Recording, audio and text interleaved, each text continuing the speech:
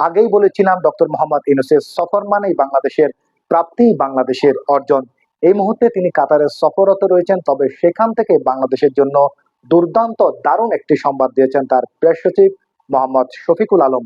তিনি যে সংবাদটি জানিয়েছেন সেটা হচ্ছে বাংলাদেশ থেকে ৭২৫ জন সেনা সদস্য নেবে কাতার সরকার। দর্শক, এটি বাংলাদেশের জন্য দুর্দান্ত একটি সংবাদ। এই সংবাদটি নিয়ে আমাদের সময় পত্রিকার একটি সংবাদ আপনাদেরকে শোনাতে চাই, যেটি হচ্ছে বাংলাদেশ থেকে কাতার ৭২৫ জন সেনা সদস্য নেবে বলে জানিয়েছেন উপদেষ্টার প্রেস সচিব শফিকুল আলম। আজ মঙ্গলবার কাতারের দোহাই সফরে থেকে এই তথ্য জানান তিনি। শফিকুল আলম বলেন, বাংলাদেশ থেকে ৭২৫ জন সেনা সদস্য নেবে মধ্যপ্রাচ্যের দেশ কাতার। আগামী ২ মাসের মধ্যে বাংলাদেশ থেকে এই সেনা সদস্যদের নেওয়া শুরু করবেন তারা। প্রেস সচিব বলেন, কুয়েতে দীর্ঘদিন ধরে বাংলাদেশের সেনা সদস্যরা কর্মরত রয়েছেন।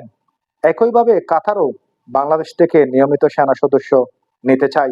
প্রতি ৩ বছর পর পর ৭২৫ জন করে সেনা সদস্য নেওয়া হবে, তবে আমরা এই সংখ্যাটি বাড়ানোর চেষ্টা করছি। দর্শক, এই যে বাংলাদেশের এই সফরগুলোর মাধ্যমে বাংলাদেশের যে প্রাপ্তি, যে অর্জন, এরই মাধ্যমে বাংলাদেশ বিশ্ব দরবারে এগিয়ে যাচ্ছে। এভাবেই বাংলাদেশ এগিয়ে যাবে, এমনটাই সকলের প্রত্যাশা। ভালো থাকবেন, সুস্থ থাকবেন। ধন্যবাদ সবাইকে।